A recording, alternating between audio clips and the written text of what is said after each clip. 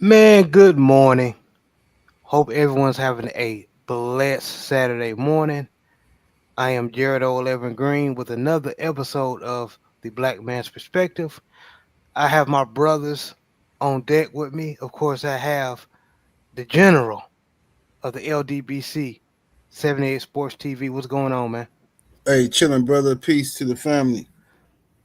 Yes, sir. Yes, sir. And I have my co-host of HBCU Fanatics and also the Southern Baller Show, along with the other brothers. Coach 67 Sports TV, what's going on? I'm blessed and highly favored. How y'all gentlemen doing this morning? Can't complain, Wonderful, man. wonderful, brother. But we finally was able to get our schedules right and get this show. So I'm geeked about this, man. And we gonna talk about how black men can improve public perception and resolve conflict. So first thing before we go into the conversation, I want to play a video. It was a TED talk from a brother named Nate Evans Jr. He's a number one selling best author, and he also is a motivational speaker. He goes around colleges and high schools, a lot with this generation and younger, just giving jewels of how black men can improve their relationship with each other on how they deal with business or anything. So I'm gonna play this video, and then we're gonna cook on it.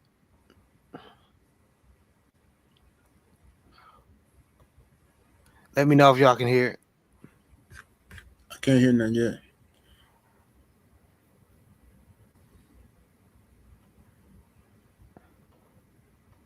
It was 2004. Yeah, we Okay. hear. Very significant events had taken place. First, Kanye West had just released his debut album, College Dropout. Second, I was graduating from the 8th grade and heading into high school. I was so influenced by Kanye at the time that I even wore a pink polo shirt to my graduation. It's a little cringe when I look back on it now, but I thought I was killing the game then.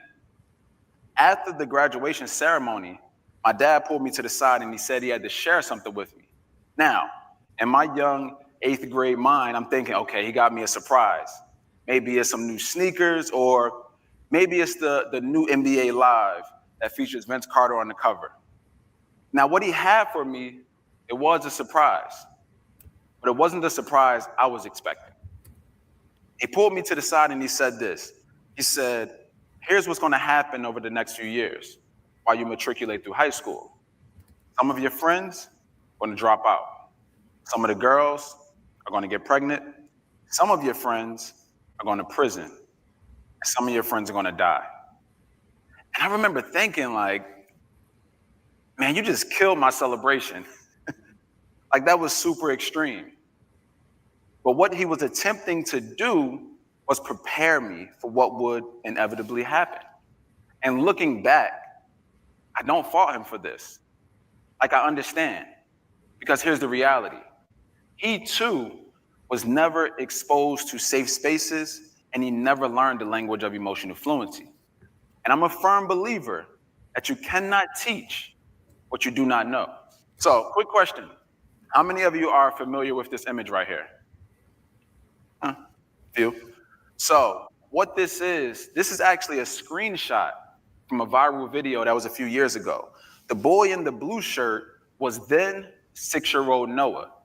The boy in the white shirt is his younger brother, 4-year-old Corey. So let me explain what's happening right here. Corey is on the verge of an emotional explosion, literally. Reason being, his Nintendo Switch had just ran out of batteries. Major crisis, right? Noah realized what Corey was going through, and he stepped into that space as his older brother to create a space for Corey to feel his emotions. See, what Noah understood was that if he could create a space where Corey would feel those emotions, he could then walk him through an exercise to help him change his state. And he did just that. So within a matter of minutes, Corey was back smiling and having a good time. And what could have been a moment for an emotional explosion actually turned into a practical lesson on safe space creation as well as emotional fluency. And guess where Noah learned this from? His mother, Ashley West, who regularly practice mindfulness and meditation practices with her boys. So before we move forward, I don't want to assume that you already know this. So let's briefly define what a safe space is, as well as emotional fluency.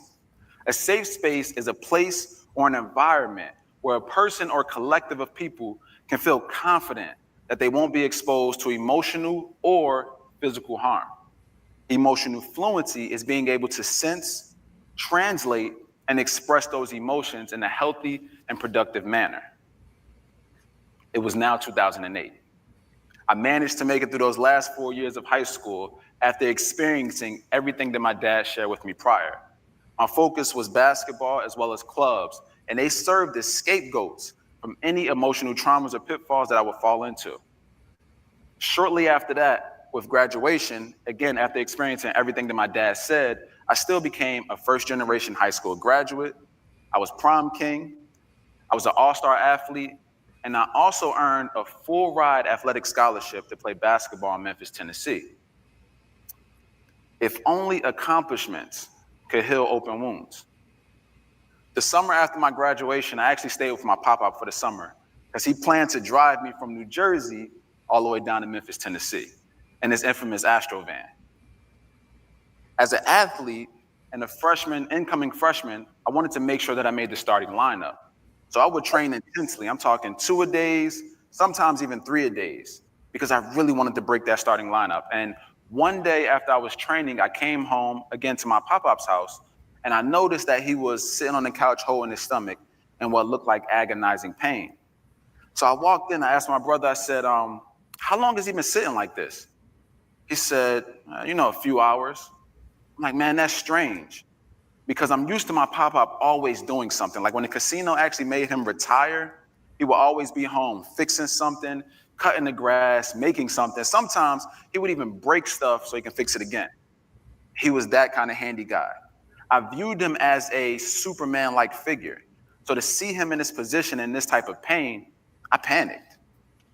First thing I did was shot him to the emergency room.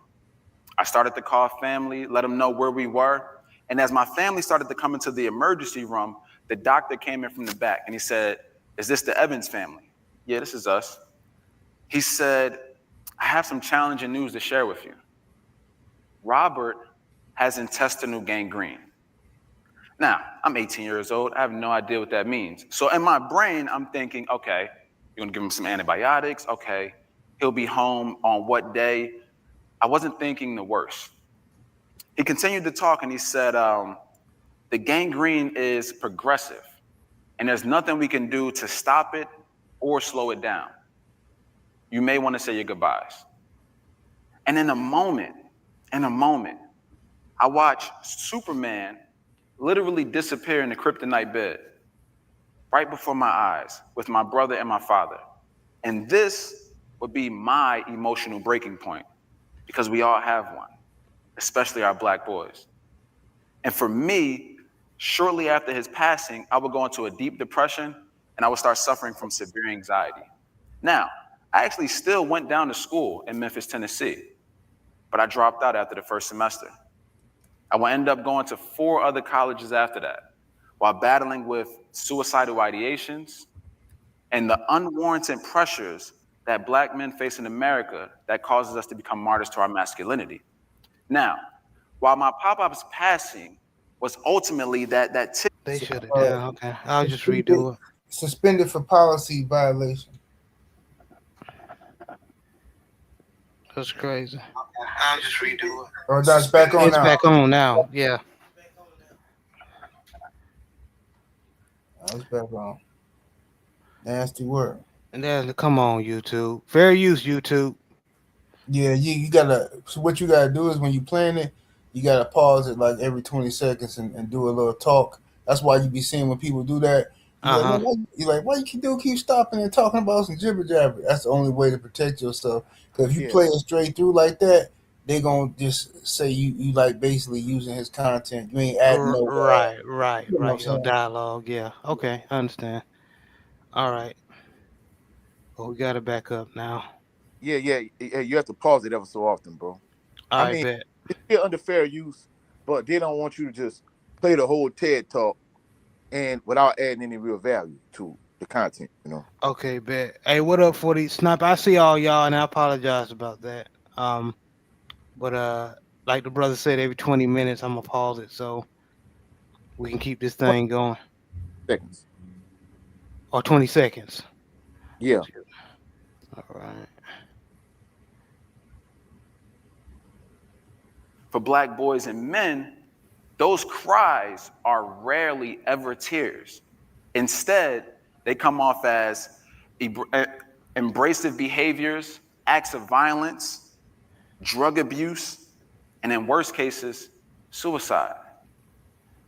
In the American Journal of Orthopsychiatry, an article titled So, base. So basically, y'all get the gist of all what he's talking about, right? Mm-hmm. Okay. Cause we gonna cook on it when he's done. It's about done. Boys Don't Cry, addressing the unmet needs of African American boys, it states that African American communities are lacking safe spaces for black boys to express their emotions. And they're also lacking mentor groups as well. Just imagine, right? You're a young black boy, you're being exposed to violence, you're being exposed to racism as well as white supremacy, and then you're also seeing black males be murdered on a loop that plays on every social media platform that you log on to. See, safe spaces. Okay, I'ma stop it right here. But we pretty much, if y'all want to see the whole video, just go to just type in Tech Talk and just put in Nate Evans Jr. I thought it was a great example of what we were talking about and what a lot of black men are dealing with, in my opinion. Um, so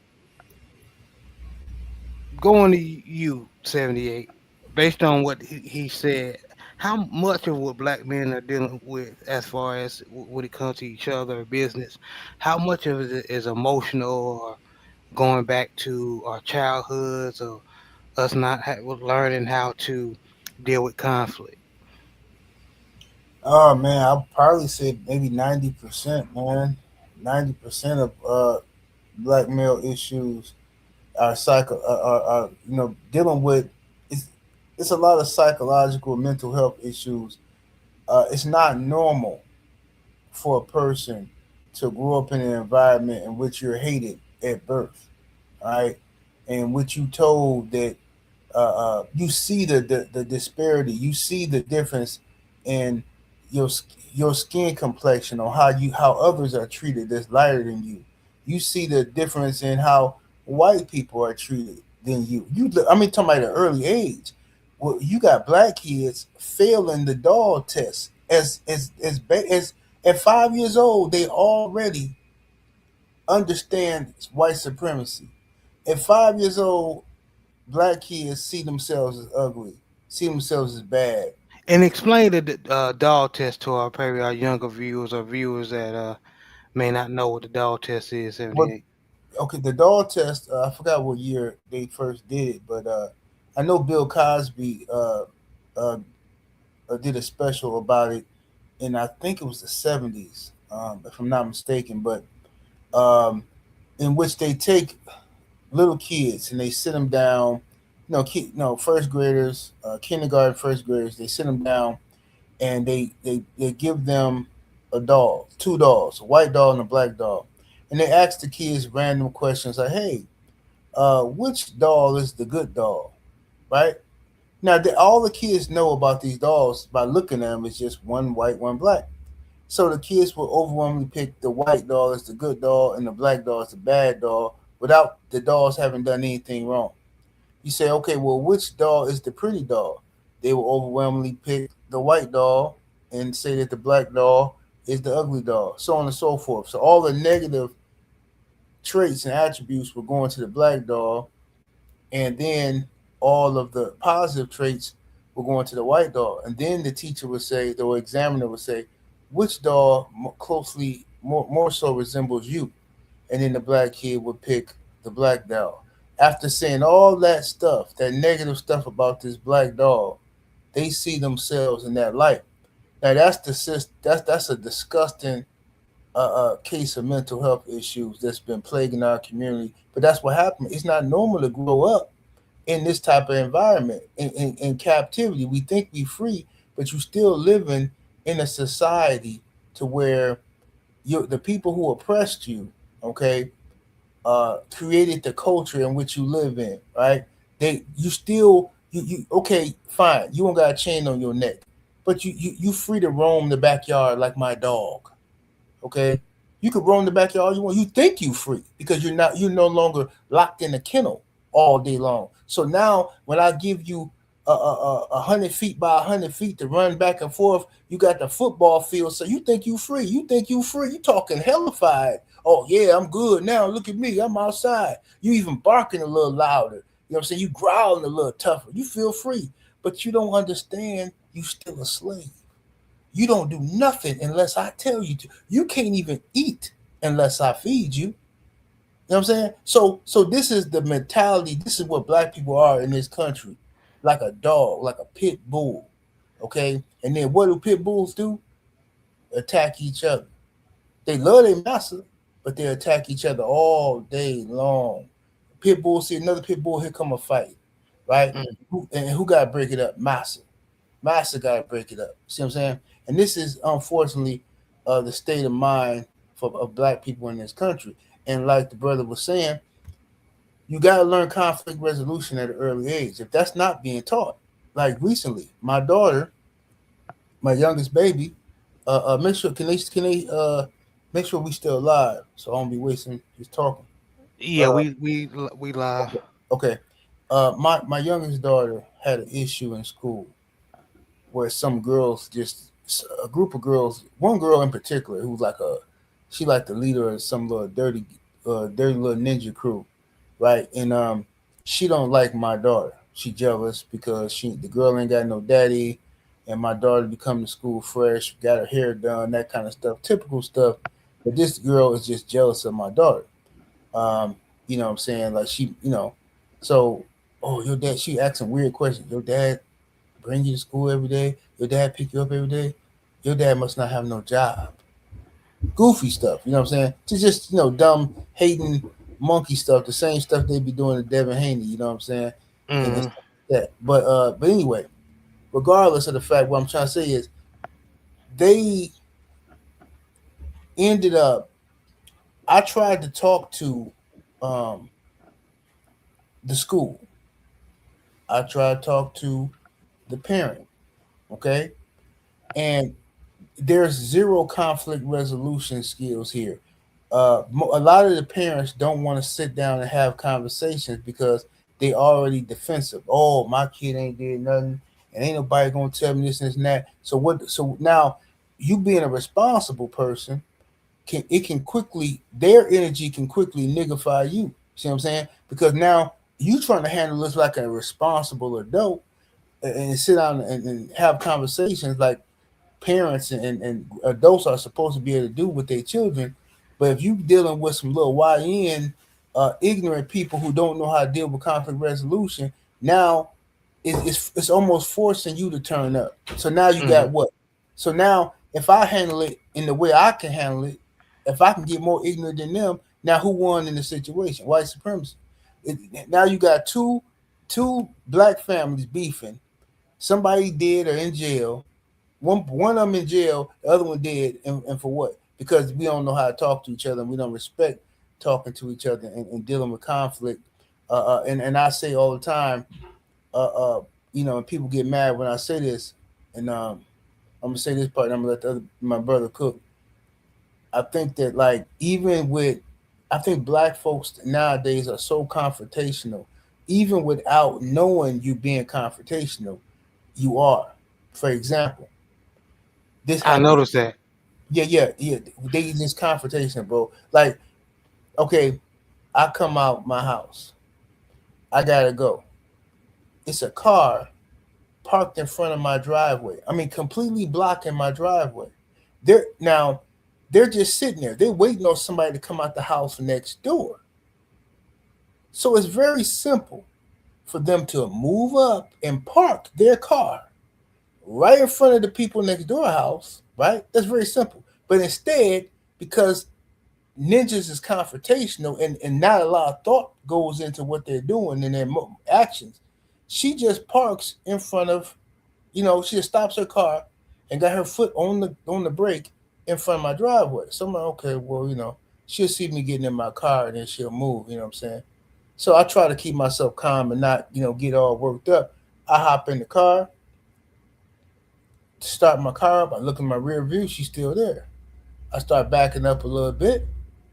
She don't move. So I'm like, I blow my horn, right? So now I'm mad. I blow my horn. Right. I see her look up, and I see her do some hand gesture. So I park my car. I get out. I said, I wave my hands there like, hey, you gonna move or whatever? And she like, oh, hey, I'm just waiting on my friend. She coming out right now. I said, excuse me? I said, ma'am, why don't you park right here? Why are you in front of me? You blocking me in? And she was like, oh, I didn't even think. I'm sorry. This is what I mean. That's nigga shit. You're not even you looking in your phone where like nothing else matters. You're not aware of your surroundings. That could have went left. Some people, you never know what somebody going through in their life. Some people are just tired. I've hit a breaking point at one point in my life when I was younger, in my early 20s. Yeah, like everything that brother was saying was on point. Yeah. I hit a breaking point where I was, I just felt like, look, I'm doing everything the right way. I'm doing everything the way my pops told me to do stuff. I'm doing the stuff, everything they say you're supposed to do to have the American dream and this and that. And I just keep running. I'm running to a streak of bad luck. You know what I'm saying? It's like constant bad news after bad news after bad news. And I'm walking right now on like eggshells. Like one more bad thing happened to me and I'm just going to explode. And that's what happened, bro. It just, and I couldn't take it no more. Like it just, so much bad stuff was happening. And then the dude who lived in my building at the time that I thought was cool with me is my boy. He come through, we smoke and we kick it, have a drink, whatever. I should look out for the dude all the time. Let him borrow money, give him money, all that. This fool, I'm gone. He robbed my house. Wow. He robbed my house. I knew something was up because I see him. When I come in the hallway, I see this dude. I'm coming in with my family. This dude is like looking all nervous and sweating like he been, I don't know what's up. I'm like, what's up with dude? Whatever. So I open my door, I twist the knob and the door just come wide open, right? It just come open. It's not locked. So I'm like, what the hell? So I'm like, hold up. So I'm like, how's my door unlocked? Then I notice all my DVDs is gone, all my CDs is gone. So I'm like, hold up, bro. So I'm looking around, and then dude come tell me, hey man, I seen somebody was by your door. I seen somebody, so I already know it's him, right? I already know it's him. So my wife and my son, they go down. Crazy. Yeah, it's crazy. My wife and son go down, and they get back in the car, right? So now I gotta deal with this shit, right? And I put my family in harm's way, thinking this nigga is a brother and he cool and all that. The man come to my bro. When I say looking out, this is why I just stopped doing all that extra shit for people. This I treated this dude like he was my cousin, my brother. I don't even know this cat like that at first. Me and him got close over the year that we lived in the same building. This dude used to be broke, didn't have nothing, you know what I'm saying? Didn't have no cigarettes, woo woo, all that kind of stuff. And this dude robbed me, bro. So at that point, I was tired, bro. I was tired of playing fair. I was tired of doing everything the right way, and I snapped. You know what I'm saying? So I went on I did some. I was wilding. I was in the streets. You know what I'm saying? And I didn't care about nobody. I didn't care about if you don't care about me. I don't care about you. And I acted like a fool like that. You know what I'm saying for a while, and got myself into some trouble. You know what I'm saying? But I'm land my plane right there for now. No, that was much needed dialogue. And watchers, I do apologize about that. That damn, somebody told me, I forgot who, but TED Talk videos will do that. You got to pause every 20 seconds. So my apologies. Just wanted to show that video. I'll probably have to edit the live once we're done. So I do apologize for the viewers. But I got another video I want to show. But before I do it, I want to get Coach's thoughts on what you heard. Well, the general, he was really cooking. You know what I'm saying? Uh, and people, you know, they always talk about the LDBC and us being race baiters and this, that, and the third, but they don't understand. Like at this point, it's bigger than boxing. It's about community and unity and brotherhood and that type of thing. Something we sorely lack in the black community. And before I actually get to the TED Talk itself, uh, the reason why this show really came about was because of the Corey Holcomb Anton Daniels situation, right? Right, And initially, like Jared wanted to do a show, but he didn't want make it seem like he was just riding the wave. More than anything, he wanted it to be a teachable moment. And right, you know, like several years ago, I was at one of my previous schools, and I used to hear the general say all the time, like, black people, like we have a certain level of aggression with each other, if we don't have it towards other folks. And I'm like, you know, a lot of times you hear people you hear people say stuff. It is not that you disregard it. You just take it with a grain of salt until you see it up close and personal. So when I was at this one particular school, it was a urban school, inner city environment or whatever. And I saw what he was saying on the Patreon. For y'all in it that's not tapped into the general's Patreon, y'all need to tap in. Like, there's some real gems and jewels on there. And yes, it basically, is. school I was at, it was like 95% black and like 2% Hispanic. So when they closed this other school, like a lot of Hispanic kids that was going to their school, they came to our school and they went to a couple other schools, in a surrounding area. And they had this black kid, of course, he's from like these surrounding neighborhoods in this area. And like he was physically tough, but he was like mentally weak. He had a lot of trauma. He grew up in a single parent household, single mom. And even though he was like a good athlete and he was physically strong, like he was real feminine, not feminine from the standpoint of like feminine where, you think he's sassy or zesty or what I meant by feminine is like he was extremely emotional. And Hmm. then I always used to say like, hey, black people have a certain level of aggression towards each other, but we not forgiving each other, but we forgive them other folks. And essentially what happened was one day in the gym doing my physical education class, they was playing basketball, whatever. And this Hispanic kid like bumped him or something like that along them lines or whatever. And he was finna turn up on him. I'm saying to myself, he finna beat this boy up. So I try to de-escalate it. And the Hispanic kid really didn't want no smoke with him. But the Hispanic kid really didn't apologize. He half-heartedly apologized. And I guess he didn't want to look weak in front of the rest of the guys in the gym. So he kind of half-heartedly apologized. And this kid accepted it. You know what I'm saying? Like, it wasn't no big deal. They just went to doing what they was doing. Later on in the same class period or whatever, before they was getting ready to transition to the next block, is this other black kid. And if you really didn't know them, I mean, they weren't, I don't think they were related to anything, but they kind of vaguely resemble each other.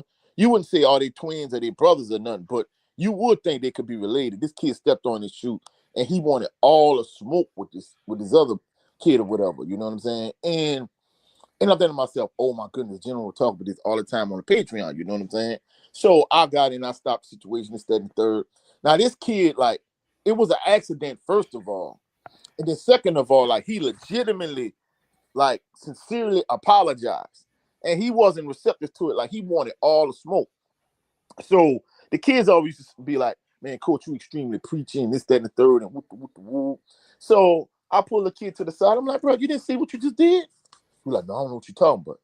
I'm like, we so aggressive with each other and we so forgiving the other non-black people. Like, we don't, I'm like, look, son, I'm like, the first Hispanic kid, he bumped you or whatever he did.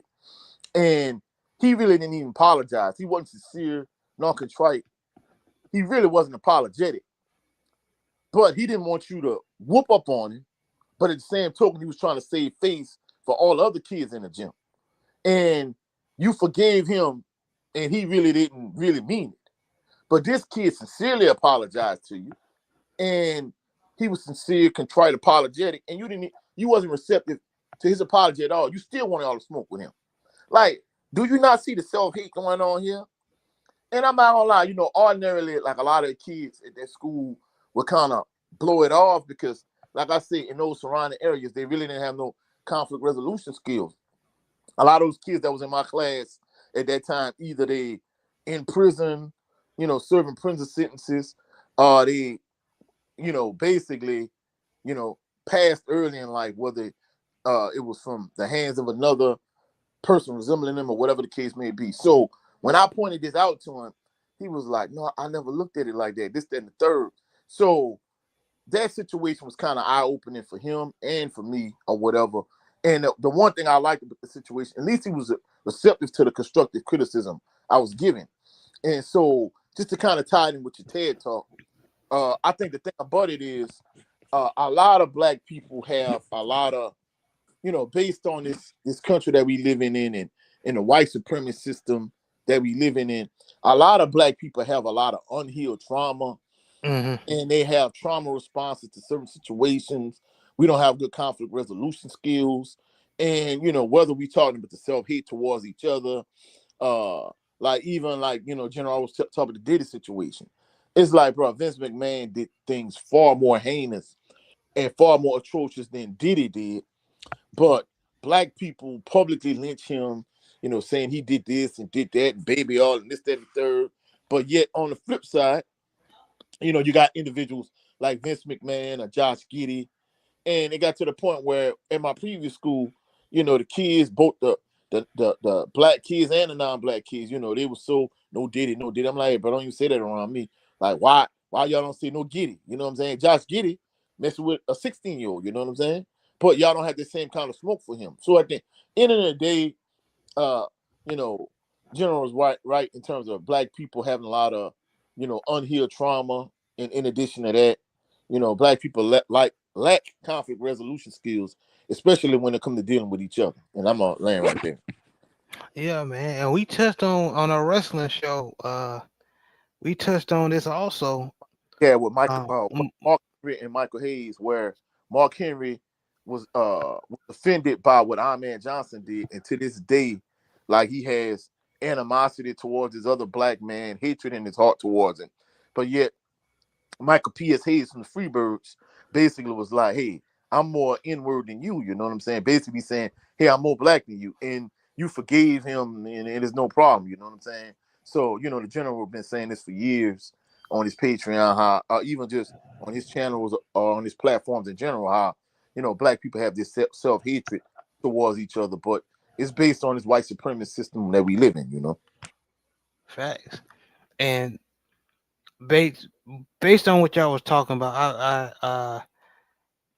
there's a video with a comedian named Black Ron, which he goes into, like, people call it black fatigue, but he goes into a little bit where we talk about how Black people have smoke for each other, and a lot of these young boys don't have conflict resolution skills. And I'm going to play it. Fair use, YouTube.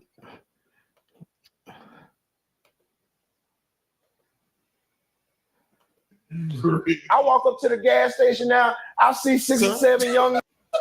Good evening, young men. How y'all doing? Praise God. All right, keep them in your life. Amen. I see y'all doing y'all thing. All right, baby. Get you some of that money, huh? Let on get a little piece, huh? Shot. Huh? Let me hit that weed one time. I'm just pushing. I don't hit that weed, young nigga. You niggas still straight at home. Yeah, then the young nigga, hey, don't I know you from roast me? Yeah, you know me, ugly ass boy. It's Black Run. No, I say that nigga funny in the.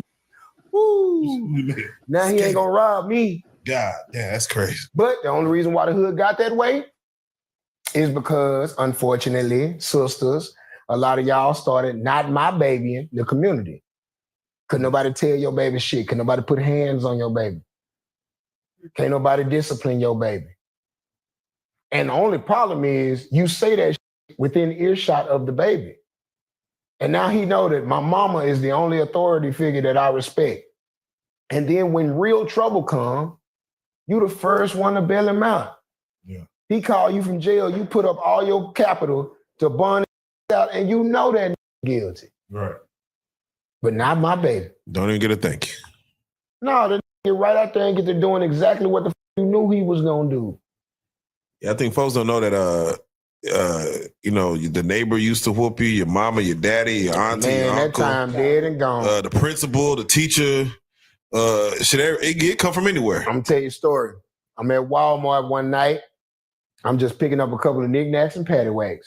Come on. You know how you get your pre-munches together? Come on. I went in there, got me one of them family-sized gummy worms. You know what I'm talking about? Got me one of them big-ass, tall-ass, Simply apple juices. Oh, yeah, that's a good pack. You know what I'm talking about? Went and got me some big-ass, tall-ass, great value chips because I'm grown. I can eat off-brand chips in my house. So I got the sour cream and onion ones. Goddamn. Got me some goddamn sandwich meat and cheese and deli bread. And I'm finna go home because my pack had just showed up. The pre-munchie pack is crazy. Feel what I'm talking about? Roll me 2 of them. I just came up here to get the snacks. While I'm getting snacks, I see a little bit of black baby up through the damn aisles. And I hear the mama. And I hear her feet ain't left the ground. Tay, what I told you? What I done told you? So I'm like, ooh, yeah, her back bigger than mine. But it's time for me to beat a village. I see coming, I clock him going down that aisle, I beeline and cut it off. Tay, now Tay about 6, 5, maybe. Small enough to still get on, but big enough to know better. Running through this. I grab Tay and I the way I scoop Tay, I like clothesline scoop him off the ground. I throw my arm in the middle of his body, catch him around his armpit, lift his feet up off the ground, spin him around to me, and in my biggest, strongest, I'm somebody daddy voice, I say, where your mama told you to be. Now, when I put you down, you better get back over there. You better mind your mama, boy. And I dropped him down, and I thought she was going to be like, thank you, because she said, and who the told you to pick my baby? Put my baby down, ass. God damn. It used to take a pill. That didn't really happen. That got to be a comedy skit. It was at the Walmart on 35 and Ledbetter. And Ledbetter, right there across from Big T. I'll tell you exactly where it happened. We gonna put a pin right there. Listen here, you dusty. Yeah, you dusty. How dare you let your tire run all through the goddamn stuff? I'm talking about this about to put in his combine time. This nigga, he shot that through this bitch.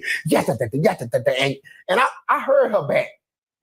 Yeah. I know she ain't got the wind or the stamina to chase Tay ass all through this, but I also know how other people look at small black children when they being loud and incorrigible. The white kids can fall all out, yell, knock shit down, and it ain't a problem. But the little black baby do it, now the police officer want to tackle your baby. Mm-hmm. Now he want to knock Tay down. Because even though Tay was 6 or 7, he was of size. Way too big to be running through this store like that playing. And you're not in the toy section. So why are you having this much fun on the grocery part of the goddamn Walmart? I hope that bitch got her life together. Hey, man. That's when I realized that as a black man, you have to be a hero at your house first and foremost. Yeah. I'm surprised that little nigga didn't cuss you out. Okay, that's all I wanted to show, just to basically, based on what y'all brother was talking about, how, a lot of us have smoke for each other. And then what Black Ron was saying, when a lot of times we trying to make the community better like it was back in the day where everybody can get on you, whoop on you. He gave a good example. It's not like that no more. Cause not my baby.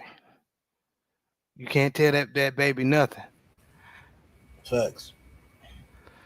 So what did you think, 78, of what Black Ron said? You agree? Yeah, I absolutely agree. And unfortunately, that's that's a story for a lot of brothers. You know what I'm saying? Men who try. I've seen it myself. You know what I'm saying? And that's why I stopped mentoring kids. I used to do this after school mentorship program that somebody invited me to. They thought I'd be a good, example for the youth and stuff like that. They figured the kids would listen to me, given my background and the way I dress, my style, and all that. So I said, well, I try it out, and I liked it at first. You know what I'm saying? Because the kids was real receptive to me, and I knew how to talk to them, and like you'd be you'd be surprised. Like a lot of the kids, man, like especially the boys, man, the young boys, they looking for a father figure. They looking for OGs, a big brother, and they just want to hang out with you. Sometimes they want to pick your brain and ask questions about girls and cars and what you and you'd be surprised at how many youngsters will ask you about like young boys, especially when they in high school. They want to know like, hey, what you think I can do when I become a grown up? What you think about? They curious about life goals and they're afraid of being a bum and stuff like that. Like they really be on it, but it's the parents, bro. The parents ruin it, man. Because I stopped doing it because the parents started doing stuff like abusing the fact that the kid respect me. So then when the parents like if we all at this place, I can't leave until if the last child is picked up. And then the mom will be like, "Oh yeah, I'm on my way. Uh, I'll be there in 30 minutes. 30 minutes? Like yo, I'm off. I'm out of here at 6 o'clock. You saying you'll be here at 6:30. Like I'm not getting paid at 6:30. You know what I'm saying? So, but I'm like, cool. I do it anyway. But then they start abusing that and doing it over and over again, and like acting like you just like using you as a babysitter or some shit, or you a baby daddy or something. Like hell no, this ain't finna happen. And then also the parents be leveraging. They leverage stuff like all it takes is one accusation that something inappropriate happened.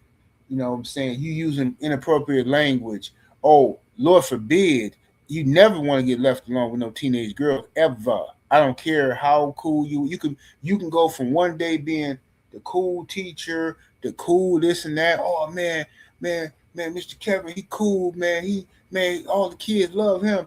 One parent get mad at you and say some stupid mess like, oh, I seen him looking at my daughter funny and this and that, bro. It's over for you, dog. It's over. And then it got to be no proof. And on top of that, people gonna treat you shady. This people with no proof, dudes is gonna be talking about you behind your back. Hey, you think he did? He could have did it, man. Fuck these niggas, bro. That's why I'm gonna take care of my family, and everybody else can go to hell, bro. Straight up. I ain't got time for it no more. I hate that it's like that, but at this point, you can't trust these ninjas no more. You know what I'm saying? They don't want you telling their kids nothing. Like that's what I was telling you earlier. When I try to talk to the parents about my daughter, I try to talk to the parents of the other kid. I talked to the school. I went up there, and she said, "Oh, I'm gonna give the other parents your number. They might be receptive to y'all having a conversation with." So uh, you know, so I don't hear nothing. So I'm like, man, what the hell? So I tell the school, well, I haven't heard nothing from the parents. Right? She said, "Well, I talked to them on the phone. They said they would call. I haven't." Woo. So then, what happens is the girl who been messing with my daughter, caught herself trying to bully. Uh, she called. I guess her parents must have got on her or something, or the school got on her. So she goes and she tells her older sister, that's a high schooler, some made up story, or I guess she tried to make herself the victim. So the high school girl called my daughter phone, like trying to check my daughter. So then my oldest daughter, who gets involved, and then they going back and forth, and they tell me, Dad, oh, I had to say something to this girl because her older sister called her. I'm like, what the? So now I'm heated. So I tell the school, look, give me the parent number, right? Oh well, they asked me not to. Wait a minute. I gave you my number to get to them. They ain't called me, but they got this little niglet calling my daughter, and I'm trying to be responsible. I'm trying to handle this like an adult because they don't want to take this to no nigga shit. I promise you, they don't. Okay, you just think they do, but they don't want to take it there. So, Right. so I say, okay, fine. So I called the number back that's on my daughter's phone, and I said, "How you doing? My name is such and such. I would like to speak to your parents." So then they put the mom on the phone because the dude who supposed to be the daddy, they act like they had a daddy. That's why I gave the number in the first place. 'Cause I was trying to talk to the father, but it ain't no father. You know what I'm saying? That was like somebody else, the mama boyfriend or something, right? But anyway, and he didn't want to have nothing to do. That's why he didn't call because he didn't feel like it was his place to call because he just got there. So now the mama, she up there, well, yeah, I don't know what's going on because I work and I do this and that, and I don't be knowing what's going on and this and that. I said, well, look, this is what I told her the whole layout. Look, I understand that it's your daughter. I got a daughter in this situation. I'm sure my daughter is not 100% innocent and they never did nothing to irritate somebody and all of that. So I'm expecting you to have the same type of philosophy about your child. You know what I mean? So I told her what happened. I said, this is what's going on. This is what the school told me. And this is what my daughter told me. And this is what I've seen in the little group chat text messages. Okay, and I sent her. The mom didn't see none of this. The school didn't tell her none of the stuff that they told me. You know why? Because the mama is a nigga, and the school know the mama is a loose cannon. So they keeping information, valuable information from the mama, in which she's further believing her daughter is some angel. I'm like, wait a minute, y'all telling me I know the whole story, but y'all ain't gonna tell me. So I said, nah. So I told her I had to tell this woman. I said, listen, I don't know if you know this or not, but your daughter is a little, you know what I'm saying? She's a lesbian. How, no, no. What you mean? Where you getting that from? Well, it's in text messages in the school. It's talking. I don't know why they haven't told you, but your daughter has a girlfriend in the school, and your daughter is upset that her girlfriend is my daughter's friend, and she doesn't want her girlfriend hanging around a regular girl. Yeah, I know it sounds stupid and childish, but that's what these kids are doing in 2026. Now, I don't believe it, ma'am. I'm going to send you the text messages right now. I got all of it. Send it to her. She's disgusted. She can't believe her daughter. Oh like, yeah, this is what happened when you ain't got the information and the facts. If we ain't sitting down talking like grown ups supposed to talk and share information instead of trying to protect your baby. You know what I'm saying? Trying to protect your kid and this and that. It's dumb shit, bro. Back in the day, I remember in the 80s, dog, me and my cousin, we'd be outside and my grandma used to have this plum tree in her backyard, right? And we would take and when they small, before they get ripe, you could take them, you know what I'm saying? Them jokers hurt, they hurt. Like them crab apples and stuff, you know what I'm saying? We throw them at each other, and that shit hurt. So we was Yeah, throwing, do. you know what I'm saying? And we was throwing them and throwing them and throwing them. And you know what I'm saying? Every once in a while somebody get hurt, you throwing it, you know what I'm saying? And or we'll injure somebody's car or something like that. Man, this lady comes snatch us up. You know what I'm saying? Lady from down the street, forgot her name. Snatched both of us up by the collars. And so I'm taking you to your grandma's house. Y'all done broke my door, or whatever she said. And she got us hemmed up. And she carrying us like we her kids. And got us hemmed up and my auntie answered the door and then we shoot. She told us what happened, and we had to go outside and get a switch. We got a whooping. We got a whooping, bro. It wasn't no, don't you grab my grandkids like that, don't you? We got our asses towed up. See what I'm saying? You know what I For mean? real. And that's how it was. It was a community. Yeah, it wasn't perfect, but we had a community more so back then. You know what I'm saying? And the only time I ever seen parents like really getting down fighting is when somebody like somebody like hit a kid or cussed a kid out or said something that you ain't got no business saying to no kid. You know what I mean? Right. Something like that. That's when it can get funky, right? Whatever. But back in them days, people would take you to your parents' house. You know what I'm saying? I've seen. You know what I mean? That's how it was. So Nowadays you really can't do that because of the stupid mess that's going on, man. Unfortunately, man, it's just you know uh, you gotta treat these kids like almost like they're adults. You can't see what happened to the one woman. She walking her and her baby home from school, and little ninjas jumped on her. You know what I'm saying? Now that couldn't have been me. She better than me because I'd have treated every last one of them like they was an adult. You know what I'm saying? I'd have Mhm. given kids some pain they ain't never felt before. But she was trying to like she too good to hit a kid. No, I'd have been breaking kneecaps, shins, noses, everything would have been tore up on them kids. Oh, you ain't lying. They would have felt some pain that day. You ain't no longer a child since you want to attack people. Right. Facts, man. Coach, what's your thoughts? Well, what y'all talking about is right in my wheelhouse because y'all know I'm in the field of education. Mm-hmm.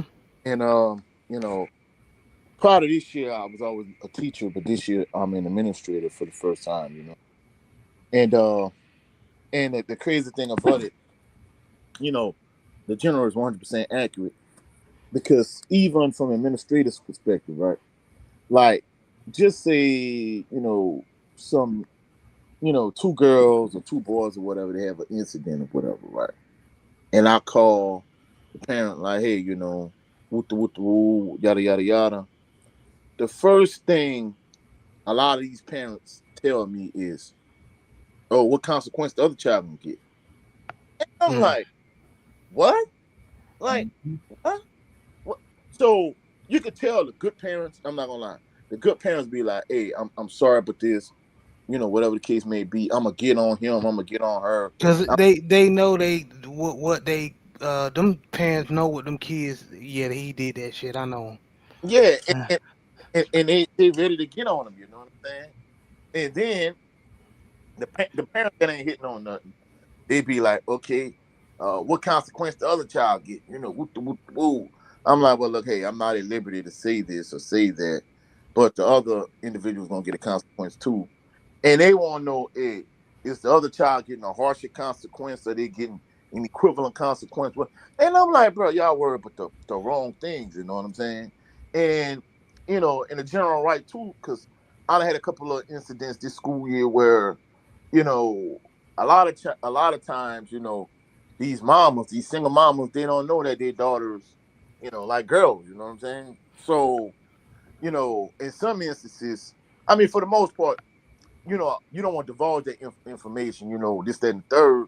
But in many instances, that's be like the underlying issue behind some of these situations, and the child don't want to tell the parent because they don't want their parent to know their sexual orientation in terms of, hey, I'm a girl and I like girls, and all of this drama started over some social media nonsense and this, that, and the third, and sometimes it de-escalate into like bullying type situation. So, he accurate and spot on, in regards to that. But just using a personal situation I had a few weeks back, like, in terms of us not having the same type of community we had when I was younger. I mean, when my parents were kids, you did something, you know, that person that saw what you did, they redirected you, they spanked you, they brought you to your people, and you got a spanking by mom and a spanking by dad, a spanking by dad and a spanking by mama. So you got three whoopings, you know what I'm saying? We was coming up like, hey, they might not have spanked us, but they're like, hey,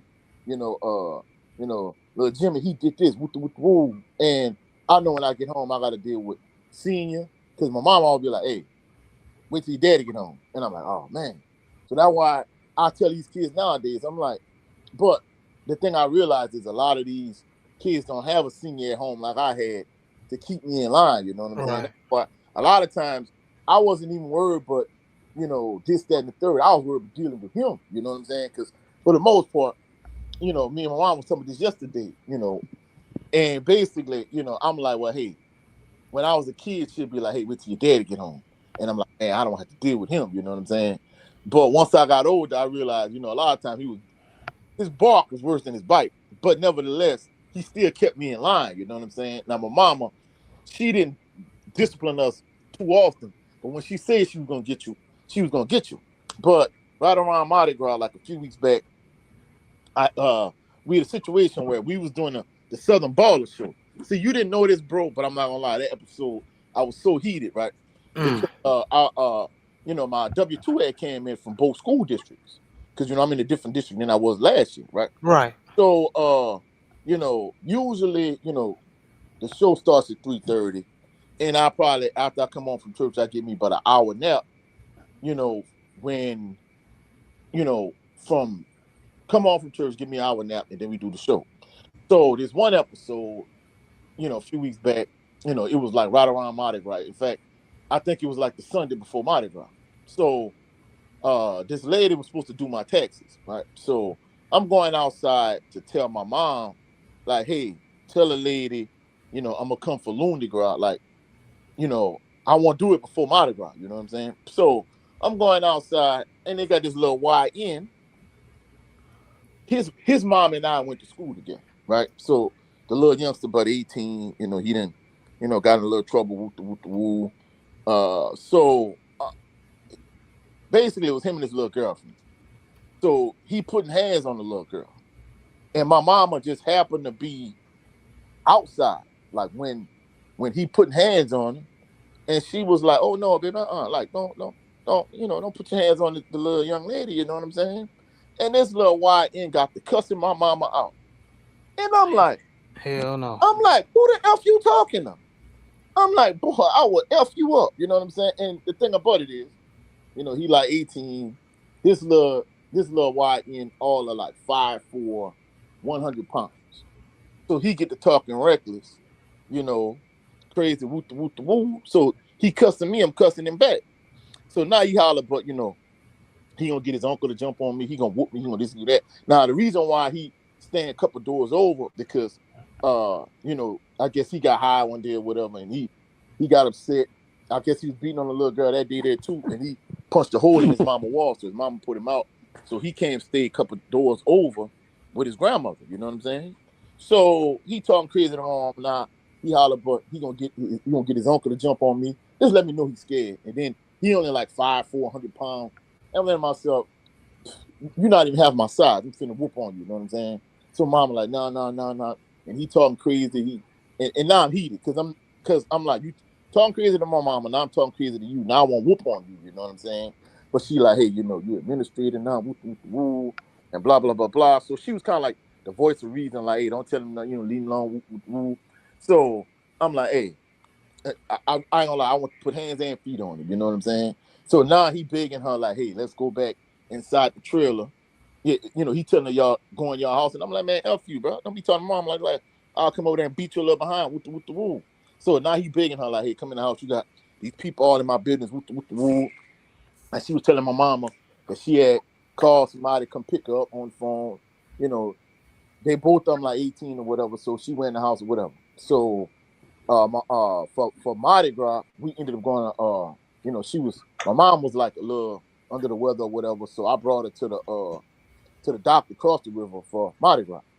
So when we on the way home, we stopped by Walmart, and then when we came home, his grandmother was sitting on the front porch, whatever. So my mom went talked to his grandmother and her cousin, and basically she was like, oh no, I don't play that. So she was like, hey, I'm gonna have him come over there and apologize and with the roof.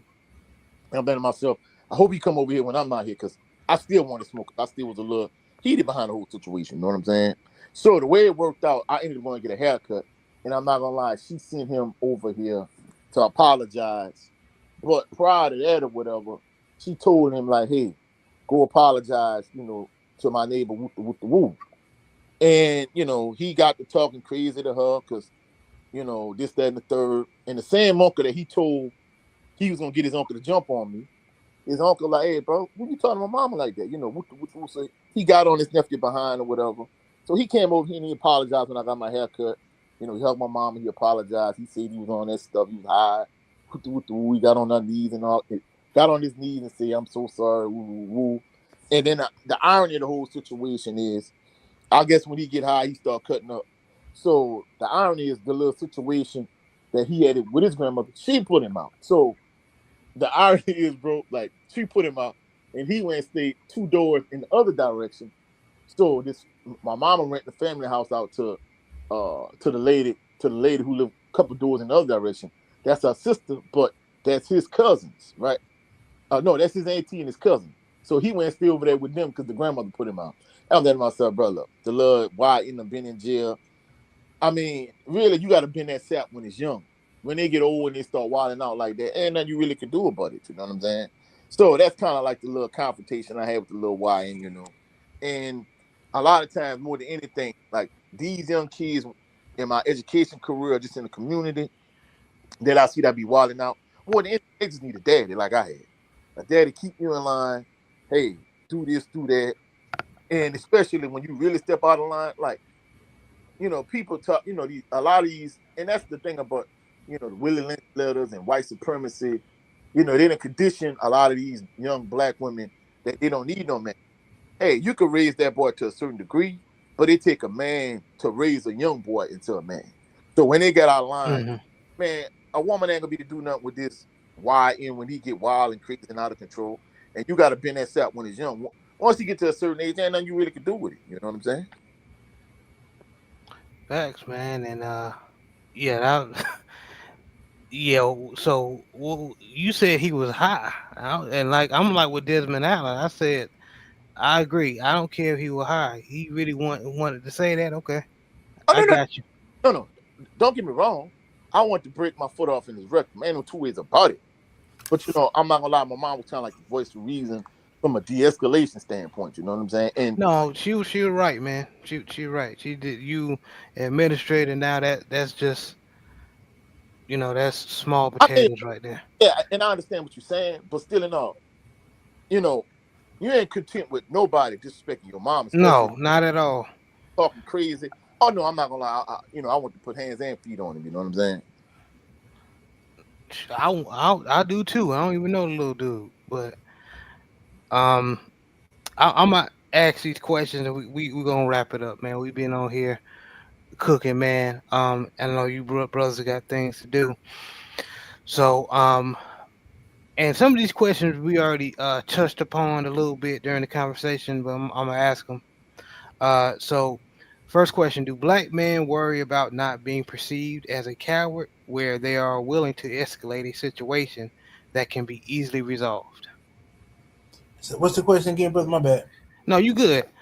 Do black men worry about not being perceived as a coward, where they are willing to escalate a situation that they can easily resolve? Yep. Oh boy, this is one of our biggest flaws as black men, bro. Is the I ain't no punk scenario. You know what I'm saying? Like Hmm. that's the most crippling thing that's plaguing us. In my opinion, that's equal to, now maybe I'm exaggerating, I don't know. But from my life experience and what I've seen, the whole I ain't no punk stuff has got more brothers locked up and put in a grave equal to the maybe even white supremacy, man. Mm. From this era, I'm talking about. I ain't talking about historically, No, but I understand what you're saying. bro, I'm telling you, man, it's that ain't no punk. That shit will eat at you. That demon will eat at you, because it had me for a while. You know what I'm saying? It was a time in my life, bro, to where I'm talking about, man. I would do stupid shit just to prove this. I wasn't finna let this dude get over on me. I'm on no, he ain't finna talk to me like that. Or what he mean by that. And knowing you can't, it's broad daylight at a gas station. Cameras around, people around. You're going to prison. You going to prison. But I've seen so many dudes just, bro. For instance, I was at the liquor store one time. I told this story before, years ago. I'm in the liquor store. Now I don't look like nobody to play with, no punk or nothing like that. But this, for whatever reason, this brother up in the store was just on one that day. Whatever he was going through, he was just on. So he just wanted some smoke. You know what I'm saying? Obviously, he had a pistol on him and he was ready to crash out. And Hmm. he was looking for somebody to crash out on. Right? He wanted somebody to take the bait. So I walk in the liquor store. No, I was already in the liquor store and he come walking in. And I see he got this real aggressive, angry, like type of vibe to him. And he walking in, right? So we finna cross paths. So I said, what's up, brother? I said, what's up, brother? Peace, brother, something like that. I said to him. This nigga turns around, was like, what? What'd you say? I said, hey, I said, peace, brother. And he was like, nigga, I ain't no motherfucking brother, man. Nigga, I'm gangster. Nigga, I'm gangster. Now, in in context, let me put it this way: in the Midwest, right back in them days, you had vice lords or people who under the People's Nation 5 Point Star gangs called they would call themselves brothers, right? Right. And but you know, I'm a black man, so I say the term brothers. It ain't got nothing to do with that shit, right? But you know, GDs call themselves G's and gangsters, right? So when I said this nigga just took it on some gang banging shit, like, oh, you I'm a gangster. I said, hey, look, my man's. I'm not talking about no gang banging. I'm talking about we both black. You know what I'm saying? That's what I'm talking about, brother. You know. And he was like, I don't give a fuck what you talking about, double. So he showed me the pistol. Now I'm hot, bro. I'm like, my hands is sweating. I'm itchy, right? I'm like, what the fuck is wrong with this motherfucker? I'm like, bro, what's wrong with my people, bro? What the fuck is wrong? I had just got out of jail, bro. And I'm a Muslim at the time. I'm at peace. And this nigga is like sending me there, bro. And I'm like, I had to pray, bro. I had to pray. I'm like, For so real. I apologize and I left, bro. But I'm gonna tell you something. I got home, I couldn't sleep, bro. I for a whole week, I was just pacing back and forth, thinking, is this the guy I want to be for the rest of my life? Letting niggas get away with this. You know what I'm Mm. saying? Is this my new life? Am I gonna have to let niggas do this? Why? I wanted to pop them. I wanted to pop them. And then, and like I said, as I prayed on it, right, this is what came over me. And then this is real. Well, I'm telling y'all, what came over me was this. you know, you know, he's sick, right? You know Mm. he's sick mentally, right? But you contemplating killing him because he offended you. Yet you willing to live in a system where white folks have done all this shit to you and your people, and you ain't ready to pick up a pistol and go get rid of all of them you see, right? Mm. And once that reality hit me, I calmed down and said, if I ain't got no smoke for this pack of wood, I can't have no smoke for this dude. I can't. Mm. So that's what calmed me down. But other than that, bro, that mentality of I ain't no punk, that shit gets more people killed and locked up. All that pull up shit, you finna pull up to somebody's house. Like you just like I don't know what you thinking is finna happen if you pull up to somebody else. A dude did that to me one time off the internet in the mid 2000s, bro. I had got out of jail and I was doing some I was in the conscious community, right? So I discovered YouTube and I'm doing videos and all that stuff. And I was like ordering stuff like from different people selling stuff online, like, you know, conscious brothers be selling incense and uh Right. you know, all that kind of stuff, t-shirts, whatever. I'm just trying to support. So I'm ordering stuff. So one of these busters got my address from me ordering something from him, right? So like a year later or so, we fall out over something petty. I forgot what it was, to be honest with you. But this dude, like, it's like a philosophy difference or some shit, right? Like ism and schism. So and because at the time I was a Muslim, but this dude wasn't. He wasn't a Muslim. He didn't believe in, you know, all the religious stuff. So I think that's what we was beefing about or something. So the dude decide he finna be like the first internet troll or something, right? He trying to go viral. So this dude with two other cats pull up in front of my crib, bro, in front of my building, and I didn't know. I just all I know is now this is what set me off. Right now, I ain't gonna lie. I went back to some nigga shit on this time because you came to my house. So now, uh, my son was outside playing, and he said, he came in the house. He said, "Dad, It's some man out there asking about you. I said, huh? He said, yeah. I said, well, so I look out the window and I seen this nigga in the passenger seat, the nigga from the internet. Now, mind you, I don't know dude outside the internet, nothing. All I did was order something from him. This nigga is mad about some internet debate shit. It wasn't never no real beef. But I see this nigga in the passenger seat. My heart beats so fast, bro, because I know, right? My son was just out there. And you asked my son, bro, first thing I did was got my pistol and I went outside and I lit that motherfucker apart. And by the grace of God, I don't know if I couldn't aim. I don't know. But none of them got hit. But they peeled off. And you know what the motherfucker did?